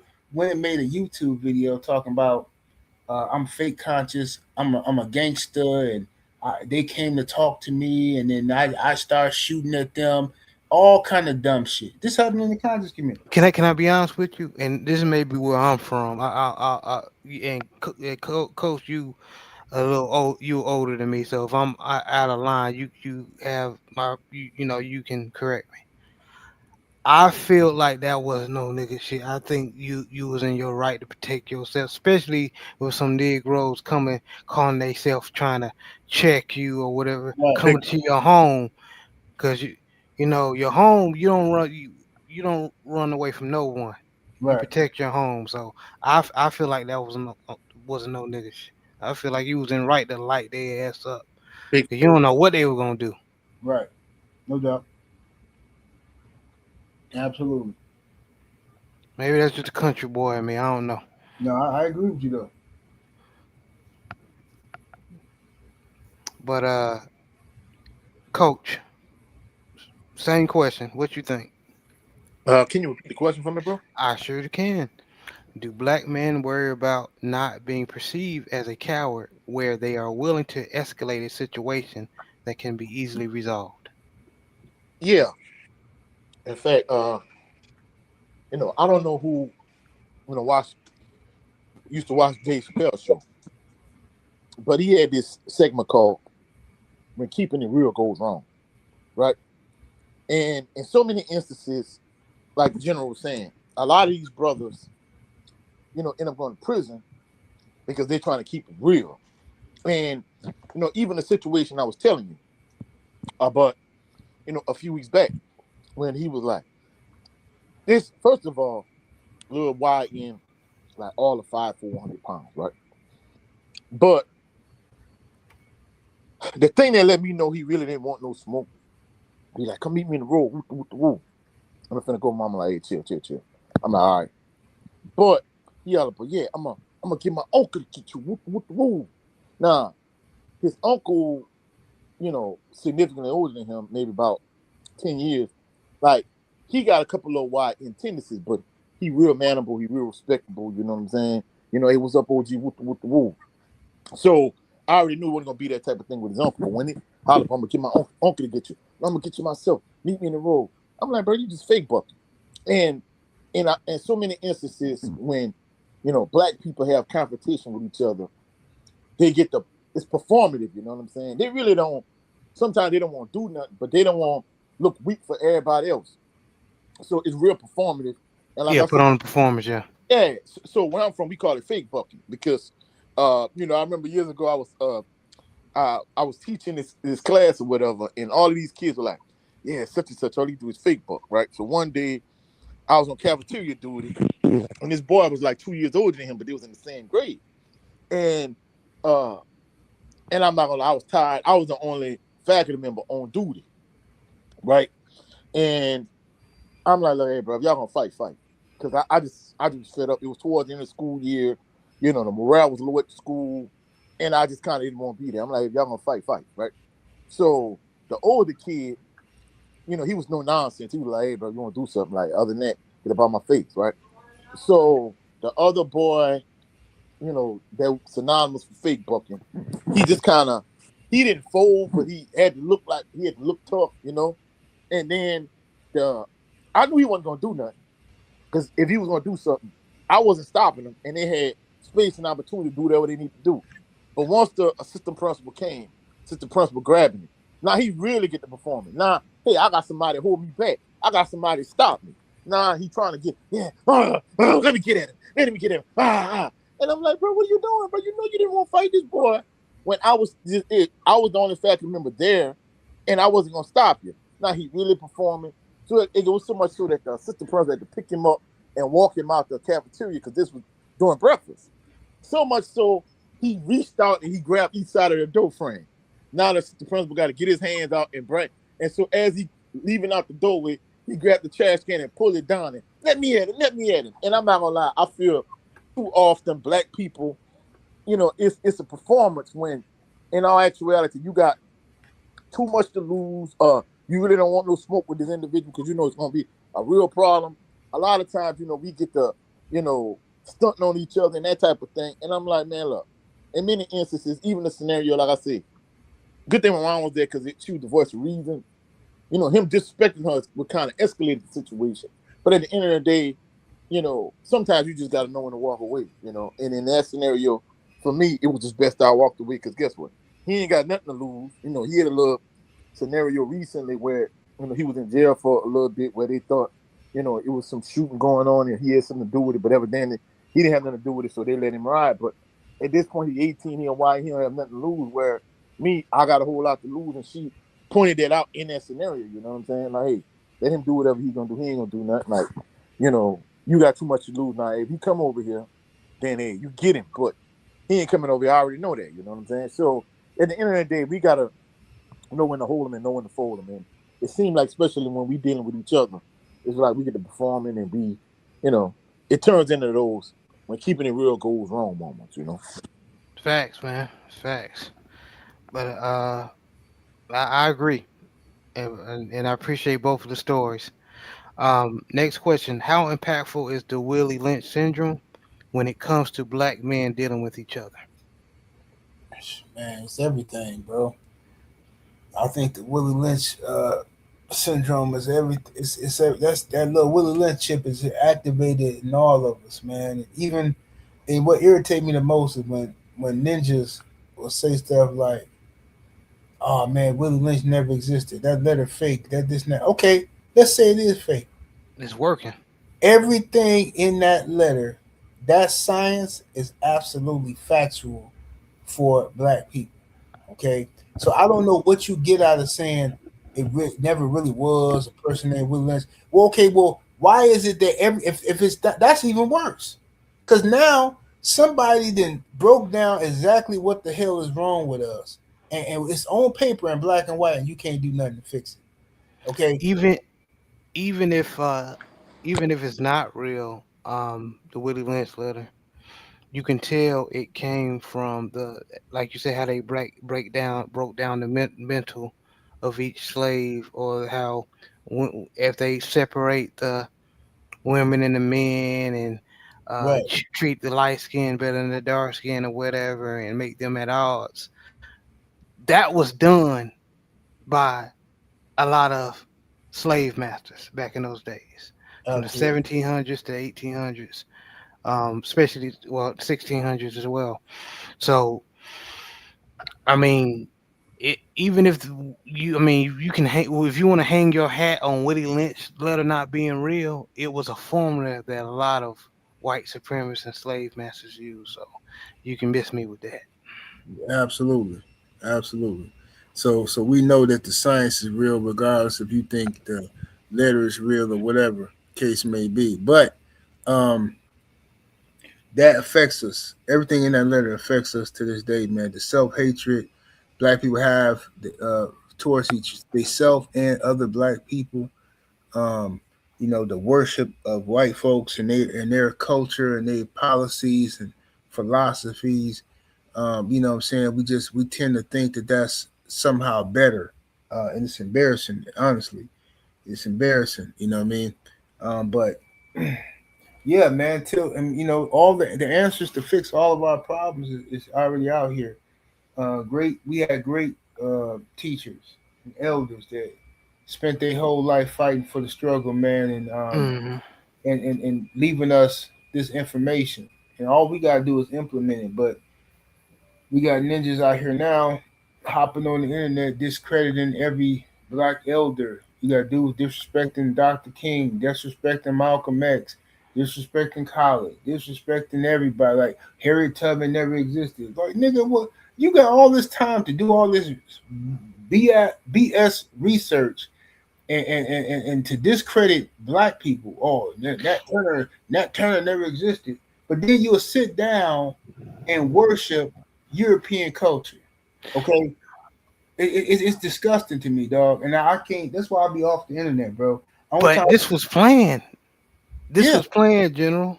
Mm-hmm. So, because you notice a lot of when a lot of white people they don't want us talking about these subjects, or when we bring up just get over it, or um, you guys are in better situations now, and but when it comes to your culture, you want to believe you want everyone to remember everything. We Mm. still celebrate July 4th. Right. We celebrate St. Patrick's Day.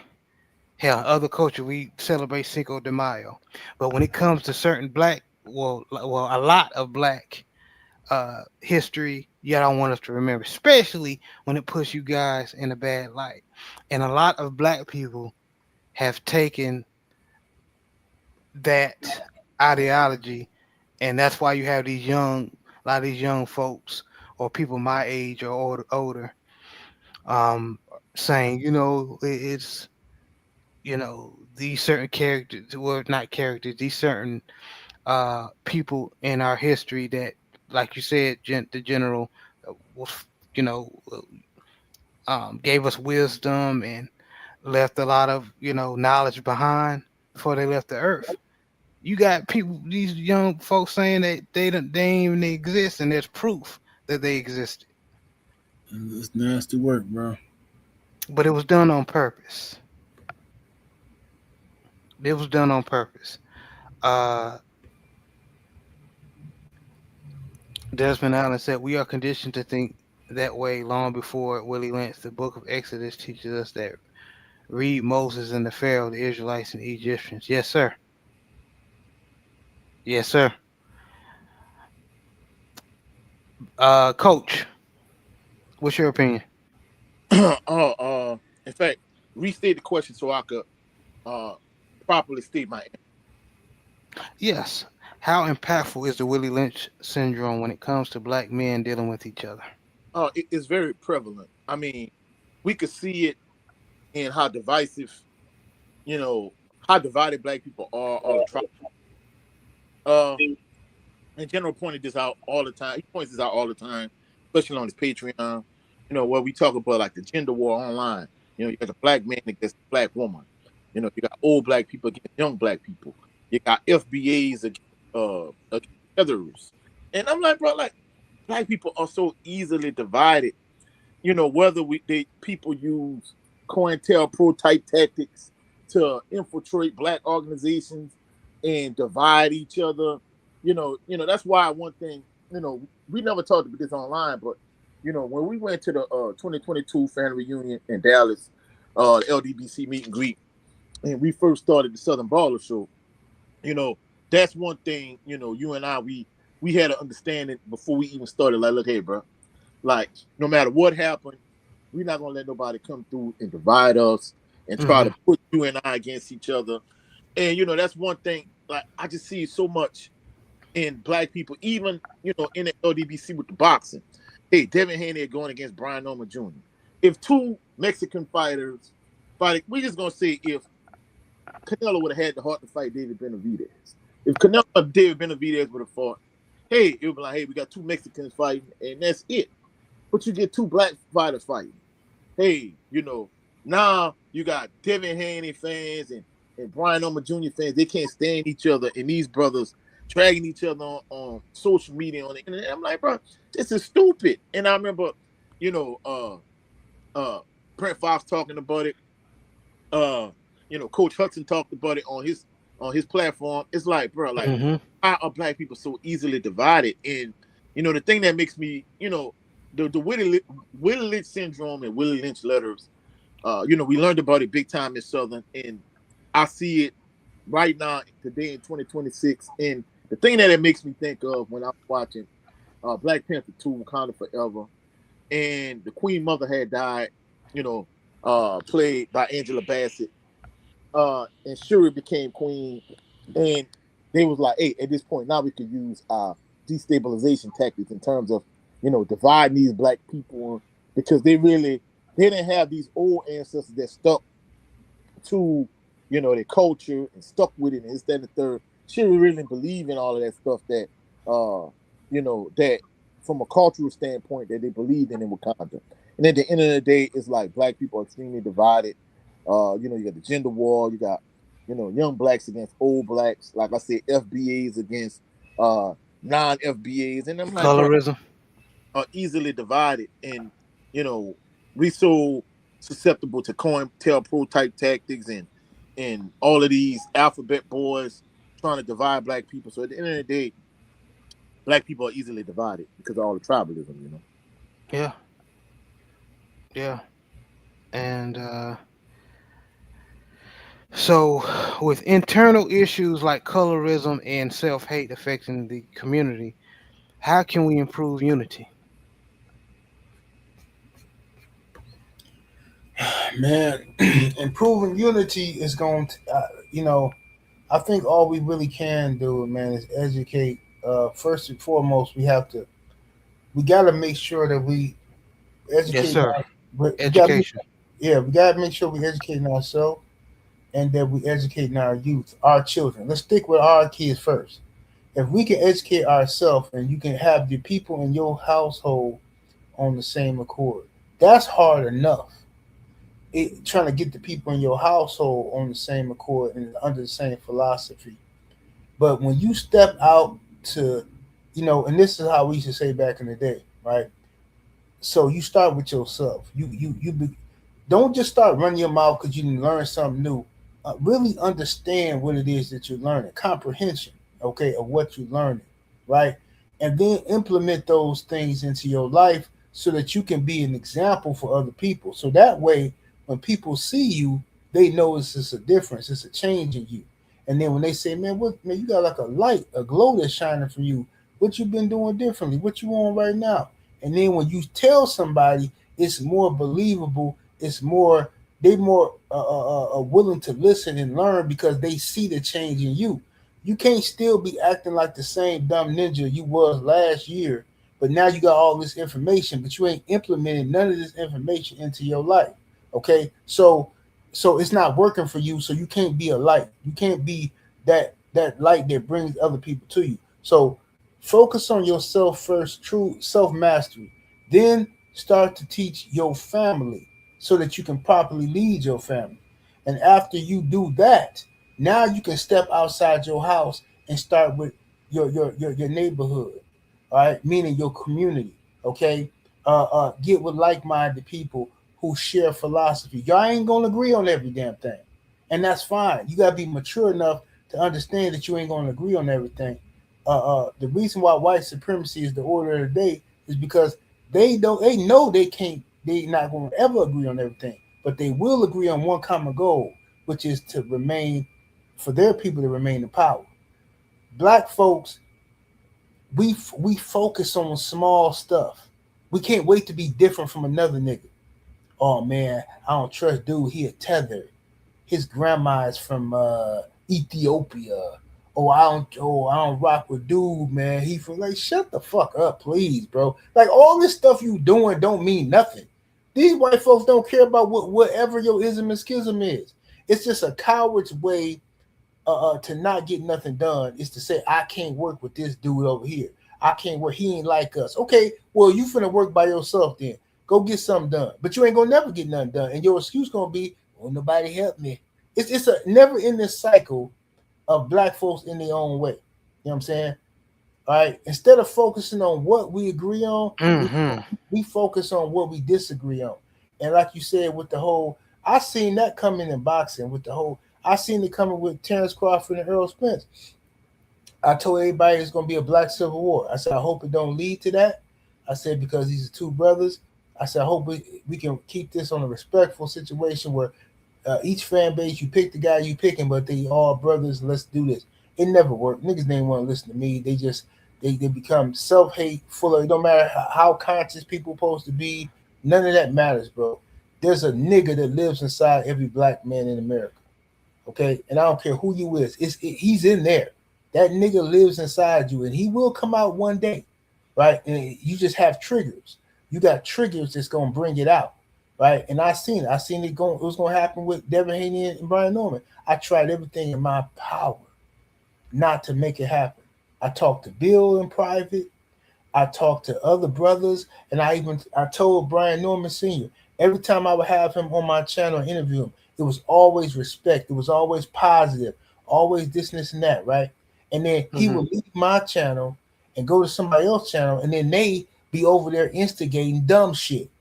Oh, hoe ass niggas and this and that, and the Haney's this, and the Haney fans this and that. Like, bruh, do y'all see what this is? This ain't finna end good. I'm telling you, we all lose if it goes here, but it's always gonna happen. This is why black folks have become the laughing stock of society. We the bottom feeders. We the catfish. Okay, you got this big ass beautiful lake. Ain't nobody looking for no fucking catfish in the mud. Well, that's us because we do this to ourselves. Everybody want the biggest, baddest, toughest motherfucker. We break up relationships. One moment you cool with a nigga. This is your brother. This is your boy. You call him your friend. Then over a boxing, over sports, all it take. Now niggas is beefing and I don't fuck with dude like that. He a whole ass nigga. And then you sit back and you ever tried to explain to somebody why you mad at a nigga from the internet? Bro, you're gonna stop yourself 10, 15 seconds into the conversation. You're gonna be like, man, I'm not gonna explain this dumb shit. This shit sounds stupid. Right. And that's what it is. Like it's you're gonna sound like if you listen to yourself. I want everybody to do this. That when you into it, when you think you beefing with somebody from the internet, record a video on your phone explaining why you don't like this dude, right? As if you're gonna upload it on YouTube and then listen to it. You're gonna be like, imagine yourself listening to somebody else say, you're gonna be like, man, what the fuck? This shit is ridiculous. Like, bro, this is the most childish cornball. I want one of the most embarrassing days of my life. It was some weirdo online. This weird, I ain't gonna say his name, but this weirdo was like making threats to me and saying crazy stuff, but he gonna do this and that, and he gonna kill LDBC killer and all kind of crazy stuff, right? So I didn't even know this dude was saying all this because I don't be listening. Once I find out you're a hater, I don't be paying attention to you. So I just don't watch them cats. So I didn't know he was saying all this craziness. But one of my homeboys had typed my name in on a YouTube search. He was looking for my channel. So he typed it in, and then he started seeing all these hater videos. So he went down this rabbit hole of watching them. So he getting hot, he boiling mad, right? He hot. So he hit me up like, bro, like I just watched like 5 dudes like talking shit about you. Like, who is this nigga? Who is this nigga? I'm like, so I'm trying to explain to him who these people are, and he like, hey man, like, bro, you like, never mind, bro. I hate that even act. This shit sound dumb as fuck, bro. Like, bro, you want me to do something to these niggas? Like, nah, bro, they ain't that serious. Like, nah, but like, who the fuck is these niggas? They think they can just talk shit like this? Like, bro, that's the internet. That's the internet now. The internet has made people so comfortable where people don't, because there's no consequences and repercussions on site right away, people get comfortable talking shit and thinking ain't nothing gonna happen because they know they coming online bluffing and they selling wolf tickets. So they make the assumption that you must be doing it too because they watch movies like Boys in the Hood, Minister Society. And when the movies came out, wasn't no internet. So in their mind, man, ain't no real street dude gonna be on the internet. Street dudes ain't got no computers. That would be your first. That would be your first mistake. Okay, this ain't 1992 no more. See what I'm saying? So they think like that. Like, oh man, these guys just like me. They cornballs. They just like me. They just selling. They bluffing. And then what end up happening is you see these dudes in person, and you get in their face, and then it's like, Hey man, look man, I'm almost 50 years old, man. I ain't got time for all of this, man. This is just the internet, man. I'm not here for that kind of stuff, man. Like, man, I'll come on there. I just come on there to get paid, man, and just it's just content, brother. It's content. Ain't nobody trying to do all. I'll say, okay, cool, and it's just content. All right, but Yeah, just but you were talking about that nigga wife, kids. right. That's what they do, though. That's what they do. In real life, they turn into somebody else. They cop please. And the last story I tell you, it was a brother in the conscious community who this dude used to be online talking big shit about me when I was in the conscious community for no reason. Just jealous, just hating. He knew I was from Milwaukee, so Mm-hmm. he from Milwaukee. So he used to be talking big shit like in the chat, like, oh man, this guy, because he didn't like who I was rolling with, and the crew I used to roll with and stuff out of Detroit, and we used to go on trips and stuff, go out to New York, go to Harlem and stuff like that, go to lectures and stuff. So he had a different philosophy, and he didn't like the crew I was rolling with. So he just started talking shit about me all in these YouTube chats, and people ask me, "Hey man, you know dude?" I said, "I don't know dude. I don't know what his issue is." So I even left him a comment. I said, "Hey bro, we from the same city, right? So I don't understand what you beefing with me about. Even if you don't agree with my philosophy, why is you disrespecting me and woo, you making the city look bad?" So he's like, "Oh man, I ain't trying to hear that shit. Fuck all that. Trying to make the city look bad, nigga. You ain't nobody to me." This how he said now. Mm-hmm. So guess who I see in the grocery store, right? So I see the nigga now. That dude. Now he don't make content, but he got his profile photo up, right? So what I did was I downloaded his profile photo, blew it up so I can get a good look at it. So I happen to be in the grocery store and I see this Joker with a white girl. He got a whole white girl, right? Oh no. Yeah, he in the store. And I knew it was first I was like, I wonder if that's him. I said, I wonder if that's him, right? I'm thinking. But then when he seen me, this one I knew for a fact it was him. When he seen me, that I seen that nigga, boy. He started trembling and acting real funny and shit, right? And getting scared. He was hoping that I didn't know it was him. I said, "What's up, bro?" And he was like, "Oh, yeah, what's up?" I said, yeah, you know who I am?" He was like, "Oh, no, I don't know who you. I don't know who you are, brother." So I said, "Oh, okay, yeah." I look in the basket and I see he got the little pepperoni pizzas and shit, all this shit that he ain't supposed to have, so he missed the conscience, right? I said, "All right, I'll catch you next time." You know what I'm saying? You know what I mean? I catch you next time, because you with your girl. I ain't finna even do you filthy like I could. I could do you real disgusting right now, but I ain't gonna do it to you in front You of the said people. he had a 3 meat treat Hey man, in the back. that man had the white girl and a whole meat lovers pepperoni pizza in that joker, man. And so I said, Oh man. so then I ran into him again. This time I ran into him in another store because now I know how he looks, so I'm seeing him more often. So this time, this is the most cowardly shit I ever seen in my life. So I'm getting out. I'm parked my car. I'm in like this mall complex. So I park my car, and as I'm walking out, I see him. And so this nigga sees me, and immediately he with his girl, right? But he got a baby with him, right?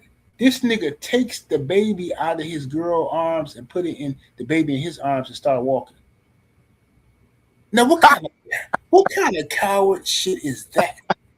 I said, bro, what the? I said, that's when I said, bro, you can't take internet dudes serious, bro. They just be talking crazy, and in real life, bro, if something happened, man, that's why I don't be feeling sorry for these dudes when bad stuff happens, because you never know what they done said on the internet. You never know what they done inbox somebody, threaten somebody, whatever. You just never know, bro. So it is what it is. It's stupid.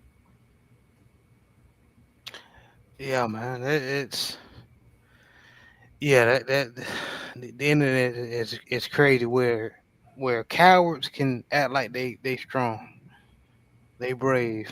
Unfortunately, but Yeah. that's crazy. And then last question, fellas. Um, what are some practical ways black men can resolve disputes better? Where let Coach Cook? Go Uh, ahead, coach. well, first of all, uh, speaking on what General was saying, I'm not gonna lie. YouTube and white supremacy does that. Like, you know, I was looking up different ways, you really could push your your YouTube live streams, videos, shorts, or whatever to push it out more to the algorithm or whatever. And I just happen to like 7-8 is like the number one search in terms of my YouTube search engine, and you are number two, right? All right. So Yeah, my bad, Coach. I don't think you answered the other question. no, no, So yeah, go ahead and answer it now. Go ahead. yeah, I'm gonna answer it all in one, right?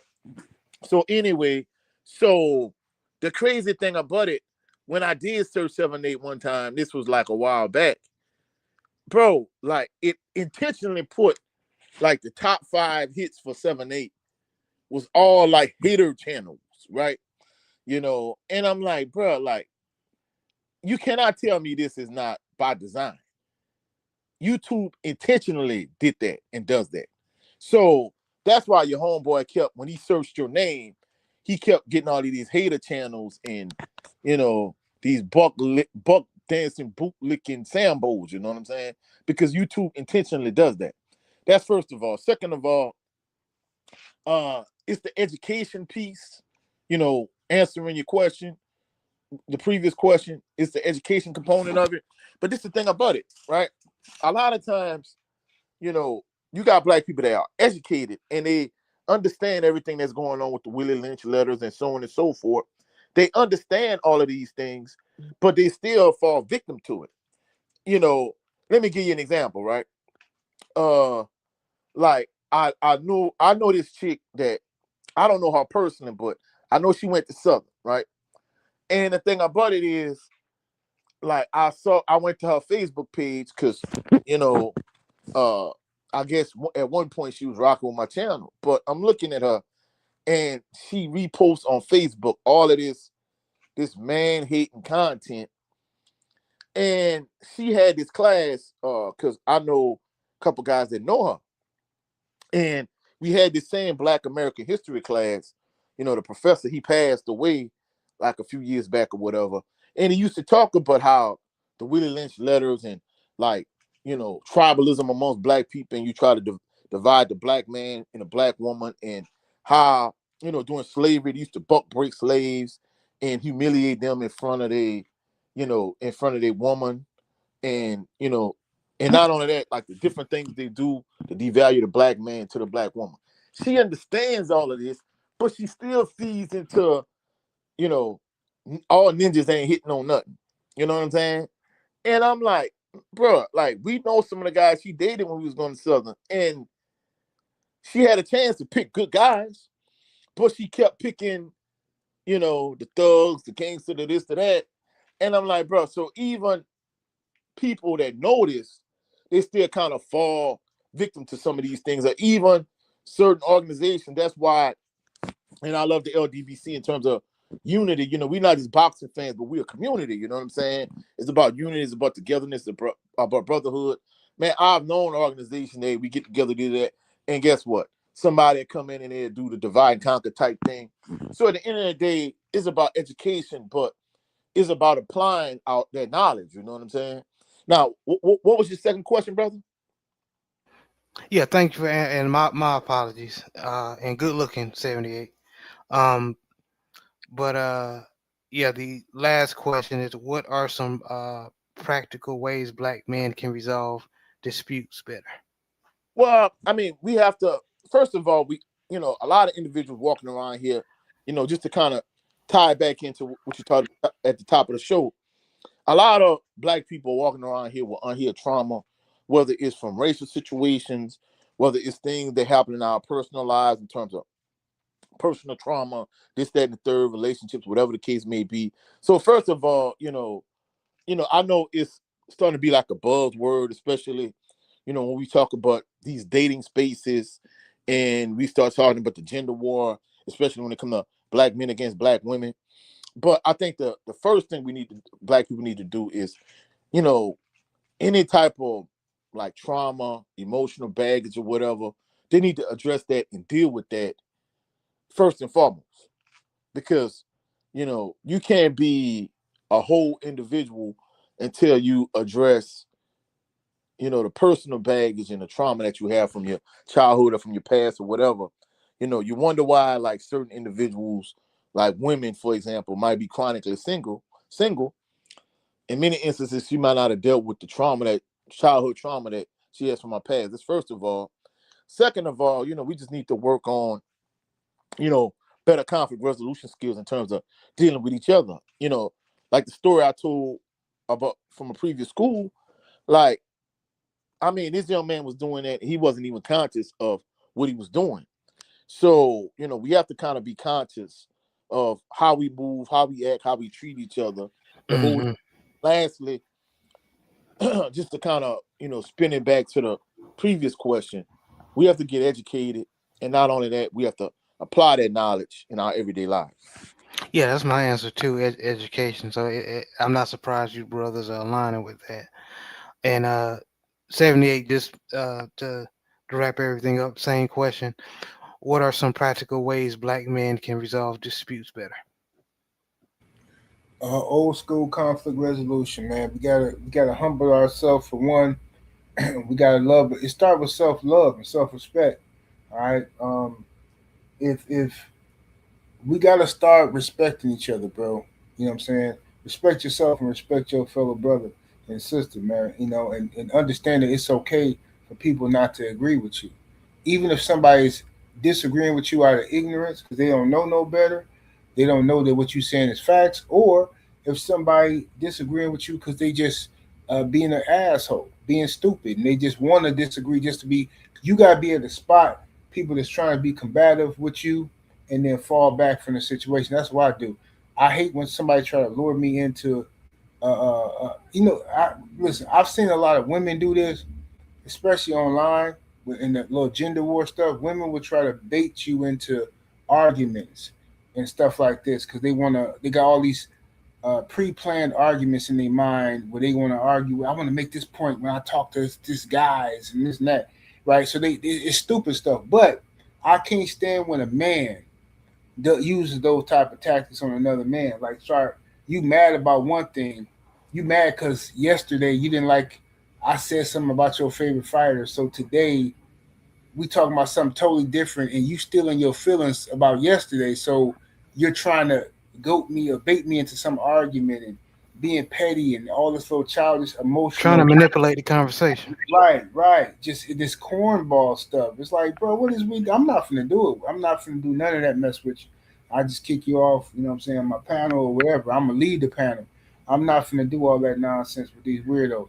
But what we gotta do is respect each other and respect everybody got a right to their own opinion. People don't like me. A lot of people don't like me because they don't like the fact that I have patience with a lot of other people. I know that Mm. sounds crazy, but it's for real. Like it's dudes who really don't like me because they can't get a rise out of me like they want. Like they be like, oh man, like they'll tell you something, like bring you some bad news, and because I don't react the way they want me to react, then all of a sudden, oh man, this dude said they used to being able to manipulate people. They used to be able to come and whisper something, hey man, such and such. I was on the phone with blah blah blah. He said this about you, man. And he said that, man. Oh, for real? That's crazy. Yeah, man. But you know how people be. You know what I'm saying? Oh man, but no, man. But he said this and that. If I was you, man, I'd kick him out the LDBC, man. And this and that. Oh, okay. Yeah, I'm gonna look into that, man. Whoa. 2 days later, man, fuck 78, man. That nigga, bitch ass nigga, man, this nigga, man. He ain't a good leader. He don't do shit. Oh, whoa, cause you couldn't finesse me, cause you couldn't manipulate me. You thought by bringing me some gossip, I was gonna react like a woman. I was gonna react emotional, right? Oh, my feelings is hurt. Somebody said something about me.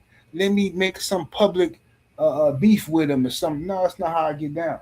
And it don't matter at every level, bro. From the bottom of us, the lowest street crackhead, to the top of some Fortune 500 company. There's a nigga that lives in every black person in America. If you have been grown up in the system of white supremacy, you are infected with that. You know what I'm saying? So until Yes. until you acknowledge it, you know what I'm saying, and realize you ain't no better. You can sit in your corporate world and wear a suit and tie to work every day. You ain't no better than the dude who on the streets gang banging and he a Crip and he a Blood, you ain't no better than them. You think you better than them, but you're not, because you doing That's the so deep what you saying, man. People don't. I hope y'all catching that. Yeah, for sure, bro. Because there's a lot of people who do the same stuff. They just don't know that they doing that. You know what I mean? Some of y'all, every day, y'all job is to character assassinate somebody.